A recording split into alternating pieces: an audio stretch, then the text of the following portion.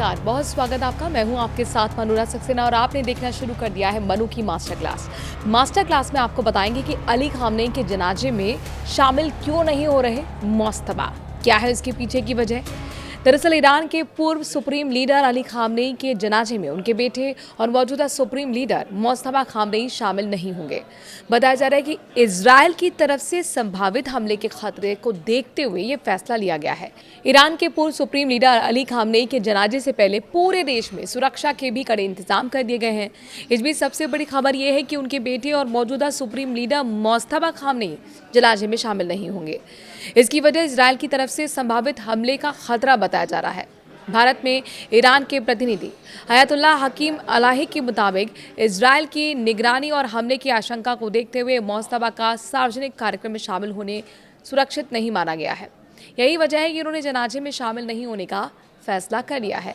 Ali Khamenei की मौत 28 फरवरी को उस समय हुई थी जब अमेरिका और इजरायल ने ईरान पर सैन्य अभियान शुरू किया था। इसके बाद पश्चिम एशिया में बड़ा युद्ध छिड़ गया था। कब से कब तक चलेगा अली खामनेई के जनाजे का कार्यक्रम, चलिए आपको हम ये बताते हैं। 4 जुलाई को तेहरान से शुरू होने वाले कार्यक्रम 9 जुलाई को उनके गृहनगर मशहद में दफन के साथ पूरे होंगे। इस दौरान कौम समेत कई शहरों में धार्मिक कार्यक्रम भी आयोजित किए जाएंगे। ईरानी सरकार को उम्मीद है कि लाखों लोग अंतिम विदाई में शामिल होंगे।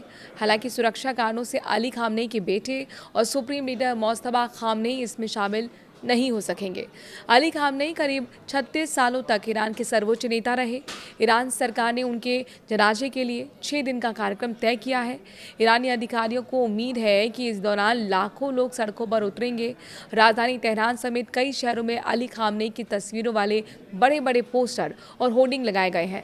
पूरे देश में सुरक्षा व्यवस्था भी बेहद कड़ी कर दी गई है। यहाँ की तीनों सेना जो है अलर्ट मोड पर है। इजरायल के ईरान के 2 बड़े नेताओं के मारने की साजिश भी।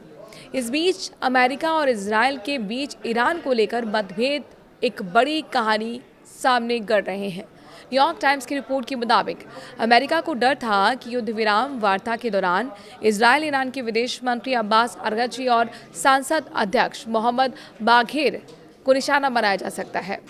अगर ऐसा होता तो अमेरिका और ईरान के बीच चल रही शांति वार्ता पूरी तरह से टूट सकती थी। वहीं खामनेई के अंतिम संस्कार के बाद फिर यूएस ईरान वार्ता शुरू होगी। इस तरह की बातें सामने आ रही हैं और एक देश जिसने बड़ा ऐलान किया है। रिपोर्ट के मुताबिक वही आशंका ये भी है कि अमेरिका ने खाड़ी के देशों के जरिए तेहरान को संभावित खतरे की जानकारी भी पहुंचाई थी। बताया गया कि इजरायल ने शुरुआत से ही ईरान के शीर्ष नेताओं को निशाना बनाने की रणनीति अपनाई थी, लेकिन अमेरिका चाहता था कि बातचीत जारी रहे और युद्ध दोबारा ना भड़के। भारत ने जनाजे में अपना डेलीगेशन भेजा है। भारत ने भी अली खामनेई के जनाजे में अपना एक डेलीगेशन भेजा है और वो आज ही भारत से रवाना हुए हैं। सूत्रों के मुताबिक विदेश राज्य मंत्री पवित्रा मार्गरेटा और बिहार के राज्यपाल जनरल सैयद हसनैन और पूर्व विदेश मंत्री सलमान खुर्शीद अंतिम संस्कार में शामिल हो सकते हैं। हालांकि प्रधानमंत्री नरेंद्र मोदी के शामिल होने की संभावना नहीं है। अपने व्यस्त कार्यक्रम की वजह से वो वहां पर शामिल नहीं होंगे।